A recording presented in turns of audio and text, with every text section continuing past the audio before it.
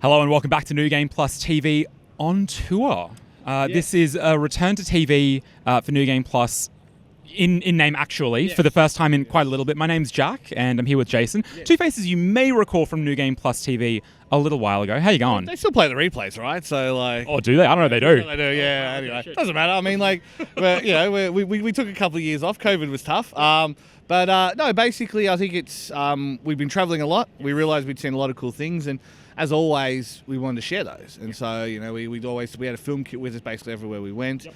A film kit is basically an iPhone nowadays. Yeah, I know, right? And so we'll keep doing it as we go. Like we've got a couple of things coming up, which we'll mention later in the show as well.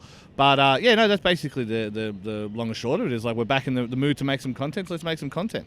Hell yeah, big fan of content, huge. The first place that we're going to go as part of this season, and I guess it's worth pointing out, we're going to be going all over the place. We're going to be heading to Germany for a convention. We're going to be heading to Sydney for a convention later on in the season. But for this episode, the first episode of New Game Plus TV on tour, unsurprisingly, we're going to Japan. No way. Really? Us? Going to Japan. Again, how many times have you been now? I think I fly out again in 5 days as we film this. So, hey man, it's a good place to go. Just please don't turn into Nerd Bali. Like, be respectful and put your rubbish in the bins. Obviously, yeah. Well, you say obviously, mate. Oh, you'd hope so, yeah, true. We're going to Japan for Bitsummit. Now, we have gone to Japan for Tokyo Game Show. It's in Tokyo, it's in Chiba, the prefecture just next door. Bitsummit is an independent games festival. Now, it's been running for quite a while. I don't think probably quite as long as Tokyo Game Show, but it has quite a reputation about it nowadays. So it's friend of the show, John. It's his baby. He works with a few other people to make it happen, as you do for a show that size. And this year was a little bit expanded. There was the 2 floors. We've been a couple of years in a row, and there was actually an interesting showing. Like there was a few of the big boys there. Sony and Nintendo were there, showcasing their indie stuff. And I feel like, if nothing else, we really have hit. We've had this conversation on the show. What is the definition of an indie game, right? And so, is it an aesthetic? Are we limited to thing? I don't think it really matters. I think people get what you mean. Most people say it'll have an indie feel to it at least nowadays, right? But there are so many good games coming out and tools like Unreal. Everyone jokes Unreal goes one of 2 ways. I've said this on the podcast. There is a podcast as well. Check out newgameplus.tv. With Dermy is basically kind of Unreal goes one of 2 ways. It's either asset dumps or it's these powerful tools that these creators who could never have done a scale like this before can actually do, because you don't necessarily need to program as long as you can script. And I mean, it started with Unity, right? Like Unity was kind of the big one, and then there was John Riccitiello came in and did some things that John Riccitiello was wanting to do, and then Unity didn't quite fade from relevance, but it had the bad PR the other year when suddenly, by the way, if you've retroactively installed it, you owe us money, Lamau. No. And so that's never going to happen. But it is interesting to see all the different stuff. Like, Gigabash is now one of my favourite ongoing games. I first played that at a Bitsummit. I'm really stoked for Combini Tales. Have you seen Combini Tales? Okay, no, I haven't. Combini Tales, it's like you basically play this girl coming home from university. It's like 1998. She's working in her grandma's Combini. It's like all little stories of people coming in. I mean, Japan basically hasn't changed in that time for what it's worth. It's still the best version of the 90s. Right. So good line. That's a really good line. I wonder who told you that one. I mean, for that reason, we're going to be heading to Bitsummit to check out some of the games, some from Japanese developers, some from Australian developers. There's a whole range there. I met Germans. I was speaking to the Swedes over there. I introduced the Canadians to Muscle Girl Bar. It was a good day, right? So yeah, that's what's coming up on this episode of New Game Plus TV on tour. Let's get into it. Thousand Nets is a 3D platformer where your choices change the mechanics and abilities you have in your platforming challenges. You play as 4 different characters with multiple storylines across parallel universes and experience tiny platforming hubs that are laid across a branching narrative. The story has 3 themes and over 3 episodes. So the first one is about leaving home. So it's kind of like immigration or travel. And the second one is about labor, organizing and politics. And the third one is about romance. So it's, kind of like toxic masculinity and gaslighting and what causes breakups and what causes makeups, that kind of thing. These themes, they all have to do with interpersonal conflicts that we can all relate to. So this kind of familiar drama that we've seen in our real life, but these aliens are acting it out in this really funny way. At the core, the themes are kind of serious, but they're presented in this humorous way that is accessible to everyone, and hopefully everyone takes away a little something from these stories. I think one of the core mechanics that sets this apart is gravity. So basically your character can adapt to any surface they walk on. So they orient to curves, and specifically curved surfaces. So we kind of contextualize it in really puzzly, calm spaces where you're kind of thinking about how can I approach this door in the right direction, versus like more action-y levels where it's more about dodging obstacles and enemies, and it's more fast-paced and intense. And these levels are presented to you based on the choices you make in the story. Our studio works on a lot of projects with artists specifically, and they bring to us very, esoteric requests, which tend to be, using game engines, but in a way that they're not supposed to be used. And because of that, we're solving these problems for the very first time and figuring out new things. So we can take a lot of that and put it into our game, and vice versa, right? So because we're working on this game, we learn new things and kind of have these moments like, oh, that feels really good. And then that becomes a little piece of code we can like kind of distribute across our other work. So there's a nice cross-pollination between our work for hire side and our in-house team. So we have a time attack competition, and people are getting super into it, especially groups of friends. When they come in, they all want to compete against each other at the same time. So we have 2 PCs and a Steam Deck running, and they're pretty much packed all the time. So it's been really encouraging to see that kind of response, and people at the later stage of the day are now into the story mode because they just want to sit back and like play the game for 10-15 minutes and let the flow guide them rather than like get really intense. So it's been nice to see that both aspects of the game, arcade and narrative, are being picked up on.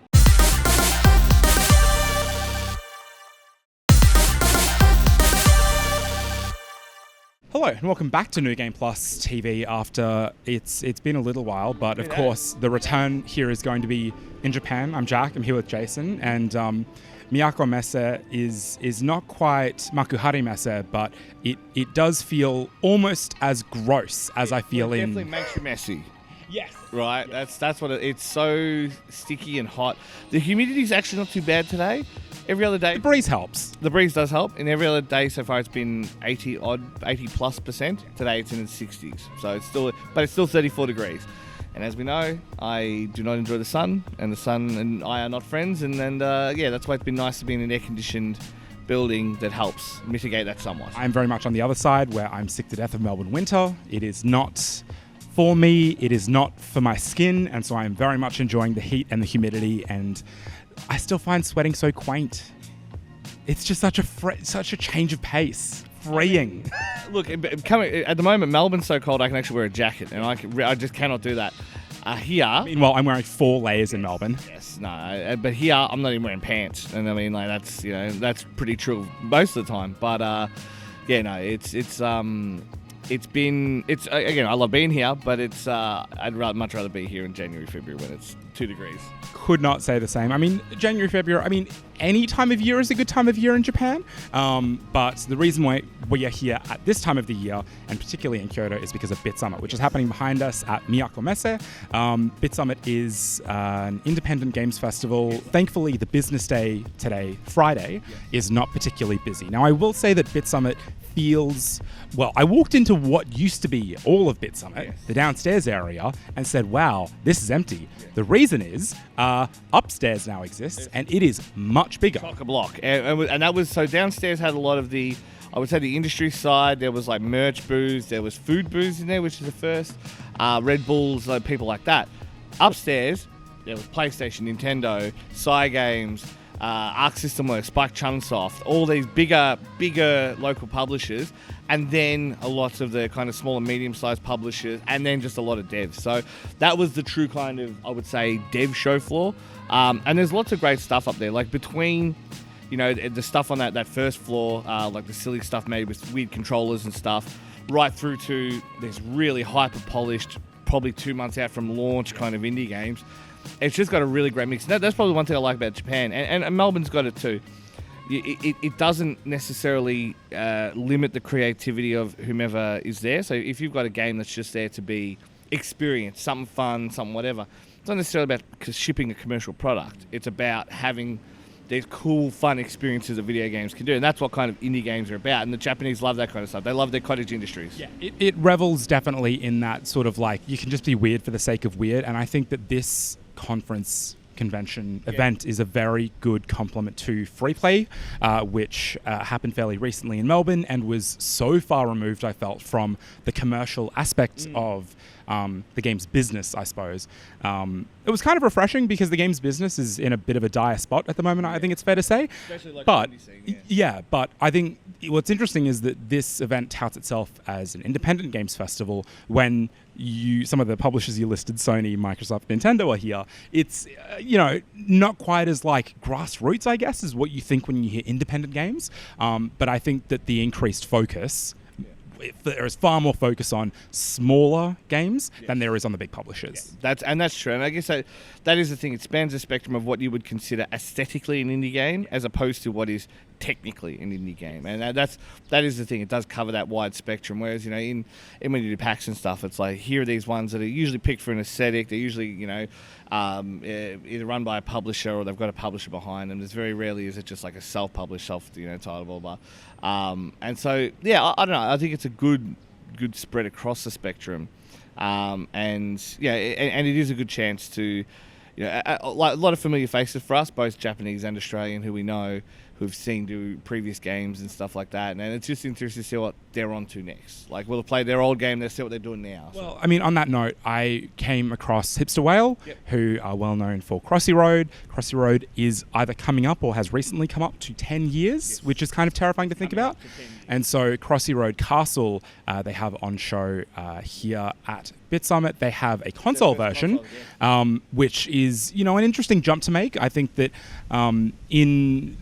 within the context of Australia's game development sector revitalization, independent games on console and PC were part of it, but I think mobile was also a huge part of it because mobile platforms came into existence around the time of the GFC in the way that they exist now. And so a lot of mobile game devs won't necessarily cross over to console and PC, and this is the first time that Hipster Whale has done that. Now, Crossy Road Castle has been out for some time. It was on Apple Arcade, and you could technically say that it was on Apple TV. But they are releasing the game on PS5, Xbox, Switch. And I mean, I really, really enjoyed it. It is just very accommodating and chill and not competitive at all. There are plenty of cooperative games where it's easy to lean into, let's try and make a competition out of it. And it becomes a little bit more chaotic and a little bit... Just say overcooked. Well, yeah, there's that, but it also becomes quite unwieldy, right? Even playing something like Rayman Legends, you can still get a little bit edgy about, I want to try and get as many lums as possible. Mario, I want to try and pick up as many coins as possible. Here, that doesn't really happen. And so I asked Crossy Road Castle's creative director, Pariah, about how the team made the game not devolve into folk trying to one-up each other, and how it instead brings back the focus to having fun together. That's really nice that you noticed that. We work really hard on that. I think when we notice in playtesting that we're being competitive, there's a little bit of competitive. Some of the rooms might have moments where you could, maybe you drop your brother in the lava or something like that, but it's over quickly and you can, have your revenge immediately.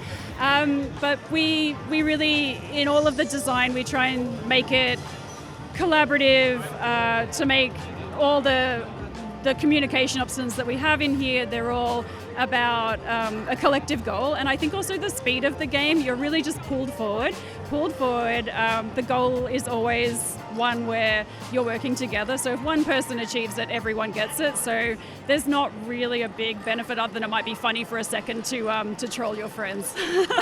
What has the response been like here at Bitsummit, as well as the team's experience at an event that I imagine in some ways feels quite different to Australian events like PAX? Yeah, honestly, when we came up with this game, we had the dream of the family playing together, everyone having a good time, from the little kid to the high school kid and the family together. And we've seen families like that here today, and getting that feedback of watching people sort of joy and doing the things that you hoped would happen is amazing. And Bitsummit is such a great family show. So it's just been a pure joy, to be honest. Yeah. Thank you very much for your time, Clara. Enjoy the rest of Bitsummit. Thank you so much.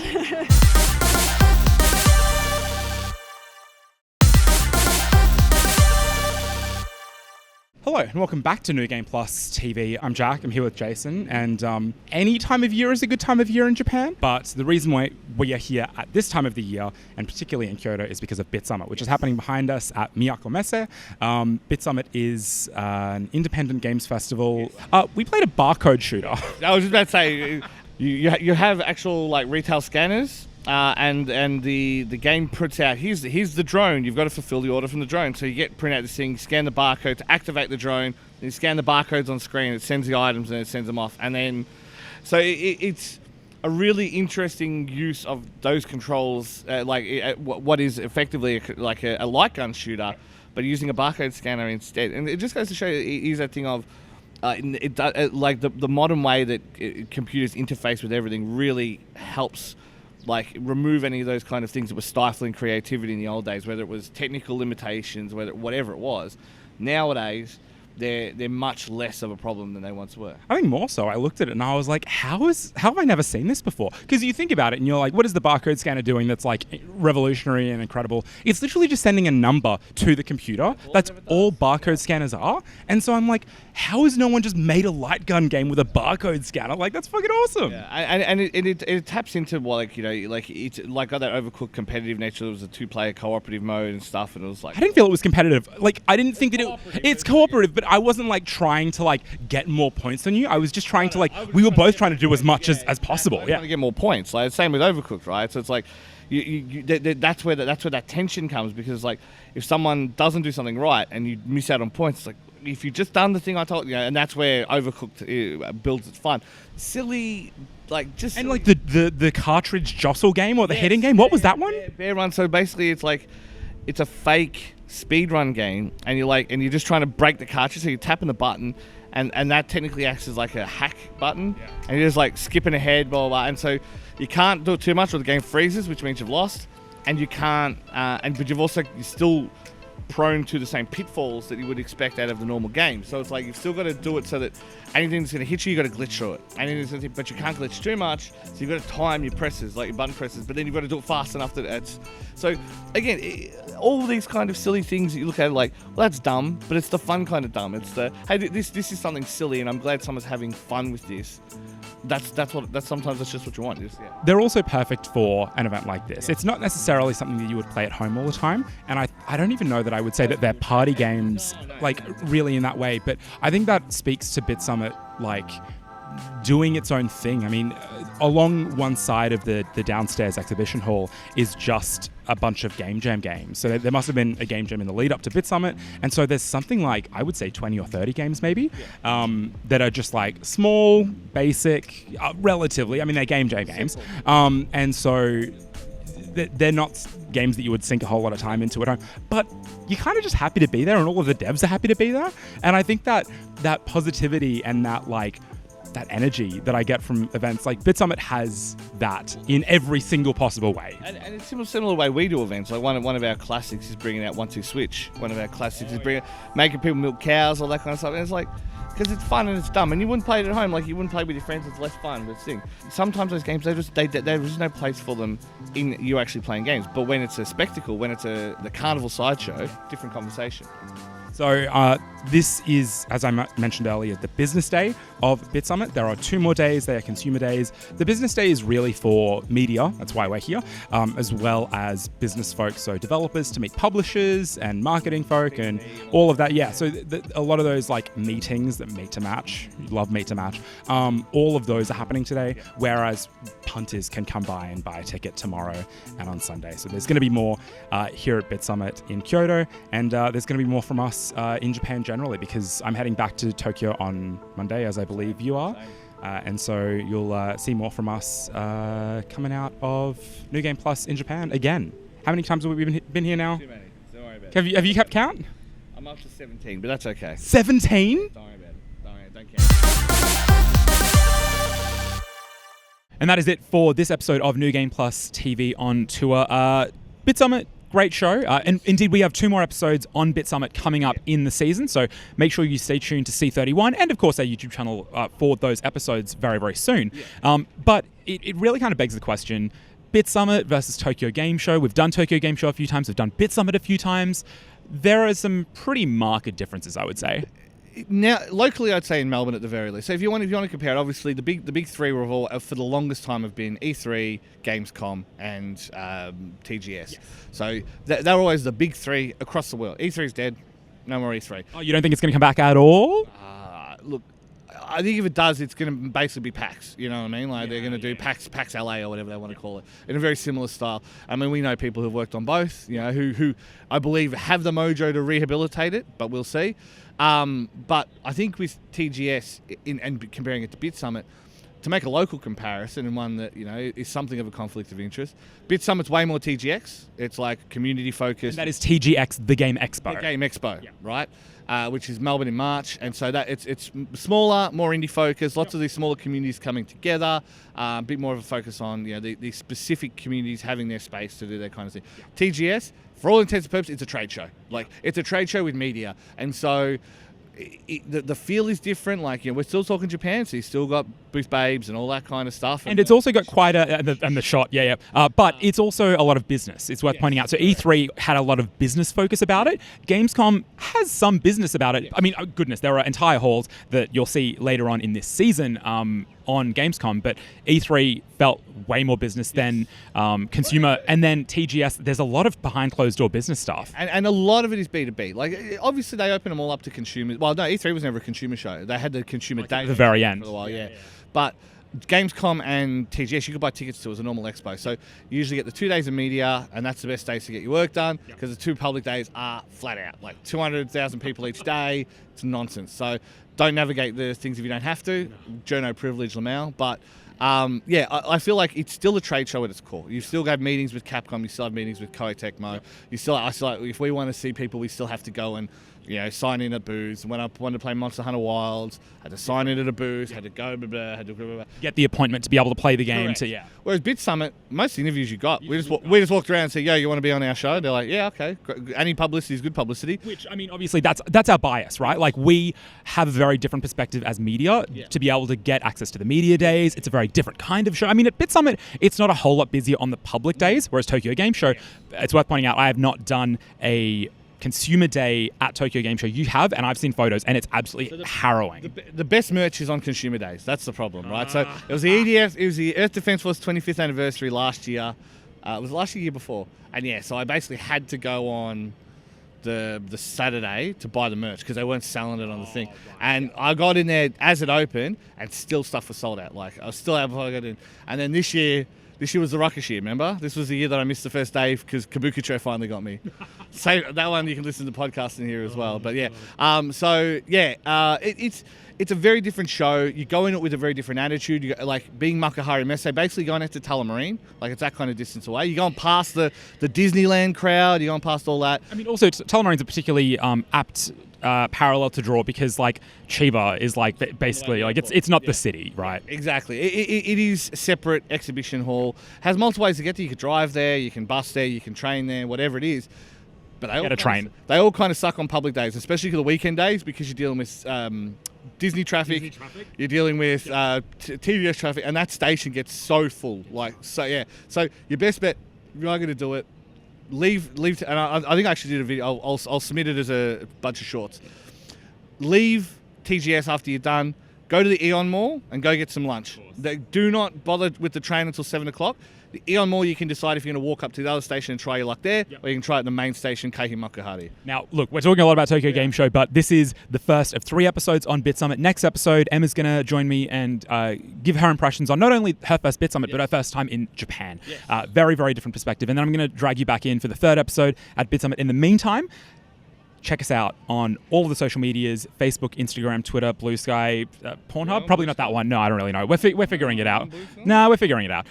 And then the website, newgameplus.tv. Newgameplus.tv is the website. And if you missed part of this episode or want to catch up on previous episodes, you can head to the YouTube channel, youtube.com/newgameplustv. Jason, thank you very much for joining me. No worries. Thank you for hanging out. See you next time.